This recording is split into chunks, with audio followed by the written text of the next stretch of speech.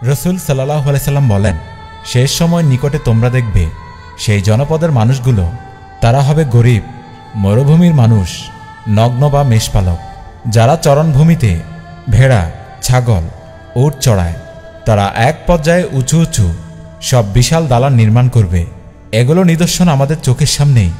আমরা আমাদের নিজ চোখে রসুল সাল্লাল্লাহু আলাইহি সাল্লামের নিদর্শনগুলো দেখছি। তিনি বলেন, তোমরা দেখবে একসময় মক্কার দালানগুলো পাহাড়ের চূড়াকে ছুঁয়ে ফেলবে। আর এগুলো আমাদের জীবনকালেই ঘটছে, ঠিক আমাদের চোখের সামনেই। কিছুদিন আগেও মক্কাতে এমন কোনো দালান ছিল না যা ছোট কোনো টিলার সমান হতে পারে। আর এখন পুরো মক্কা নগরী উঁচু উঁচু দালান দিয়ে পরিপূর্ণ। আর অনেকগুলো মক্কা নগরীর উঁচু উঁচু পাহাড়কেও ছাড়িয়ে গিয়েছে। আপনি এখন মক্কার পক টাওয়ারে দাঁড়িয়ে পুরো মক্কা নগরীকে দেখতে পাবেন, যা বর্তমানে বিশ্বের তৃতীয় সর্বোচ্চ উঁচু দালান। আল্লাহর রসুল সাল্লাল্লাহু আলাইহি সাল্লাম একটি হাদিসে বলেন, ইজারা আইতুম মক্কা বং ইজাত কোজা ইমা।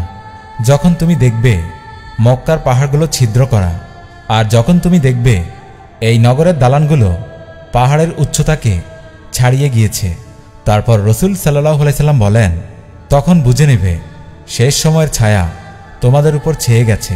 ইমাম আসুইকি বলেন, শেষ সময় খুব নিকটে, যা মানুষের দিকে ধেয়ে আসছে।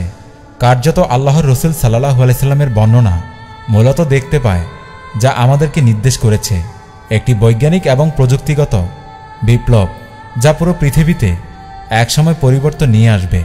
হাজার বছর ধরেই আরব উপদ্বীপে দুই ধরনের আরব বাস করে আসছে, নগর অধিবাসী এবং আরব বেদুইন। বেদুইনরা হচ্ছে যাযাবর শ্রেণীর মেষপালক। তারা সবসময় মরুভূমিতে বাস করে আসছে। এমনকি সপ্তম শতাব্দীতে শুরু হওয়া ইসলামের সোনালী যুগের সময়ও যখন আরবরা পৃথিবীতে সবচেয়ে ধনী এবং শিক্ষিত জাতি ছিল, সেই সময় পৃথিবীর সবচেয়ে বড় সাম্রাজ্য কেন্দ্রবিন্দু ছিল আরব বিশ্ব। রসুল সাল্লাল্লাহু আলাইহি সাল্লামের বলা উচিত ছিল, মিশরের আলেকজান্ডার আদিবাসীরা, অথবা পারস্য সাম্রাজ্যের টেসেফোনের অধিবাসীরা, অথবা রোম সাম্রাজ্যের তামেস্কের অধিবাসীরা, অথবা কনস্ট্রাক্ট নেপনের অধিবাসীরা, অথবা ইয়েমেনের সানার অধিবাসীরা একে অপরের সাথে প্রতিযোগিতা করবে কে কত উঁচু দালান নির্মাণ করতে পারে। কারণ রসুল সাল্লাল্লাহু আলাইহি সাল্লামের সময় পারস্য সাম্রাজ্যের রাজধানী টেসেফোন ছিল পৃথিবীর সবচেয়ে বড় শহর।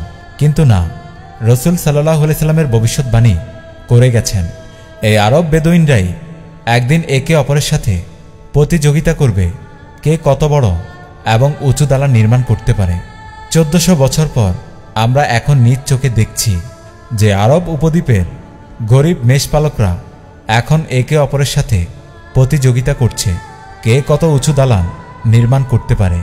একটি জিনিস যা দ্রুত পরিবর্তন করেছে, আর তা হল কালো স্বর্ণ, অর্থাৎ তেলের আবিষ্কার, যা শূন্য মরুভূমিকে সোনার খনিতে রূপান্তরিত করে দিয়েছে। মাত্র একটি প্রজন্মের মধ্যেই তারা উট থেকে বিলাসবহুল গাড়িতে স্থানান্তরিত হয়েছে। আমরা মসজিদে বসা ছিলাম এবং রসুল সাল্লাল্লাহু আলাইহি সাল্লামও আমাদের মাঝে বসা ছিলেন।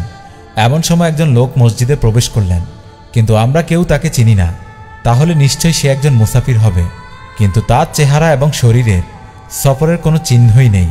সে দেখতে মোটেই ক্লান্ত পরিশ্রান্ত দেখাচ্ছিল না। পুরো ব্যাপারটাই ধাঁধার মতো মনে হচ্ছিল। কে সে? বড়ই রহস্যজনক। আমরা তার চলে যাওয়ার পর জানতে পারি যে তিনি ছিলেন জিব্রাইল আমিন। তবে চলে যাওয়ার আগে তিনি রসুল সাল্লাল্লাহু আলাইহি সাল্লামকে 5টি প্রশ্ন করেছিলেন। প্রশ্নগুলো 2টি অংশে বিভক্ত ছিল। প্রথমটির প্রশ্ন ছিল ইসলাম কি, দ্বিতীয়টি ছিল ঈমান কি, আর তৃতীয়টি ছিল এহসান কি। দ্বিতীয় অংশে জিব্রাইল আমিন জিজ্ঞেস করেন কখন শেষ সময় আসবে। তিনি সাল্লাল্লাহু আলাইহি সাল্লামকে বলেন, যাকে প্রশ্ন করা হয়েছে তিনি, যিনি প্রশ্ন করেছেন তার থেকে বেশি জানেন না। অর্থাৎ আমি জানি তুমি কে, এবং আমি তাই জানি যা তুমি জানো। তারপর তিনি শেষ প্রশ্নটি করেন, শেষ দিবসের নিদর্শনগুলো কি? শেষ দিবস আর শেষ সময় এক নয়। শেষ দিবস শেষ সময় থেকে আলাদা। শেষ দিবস আসবে ঠিক চোখের পলকে নাই।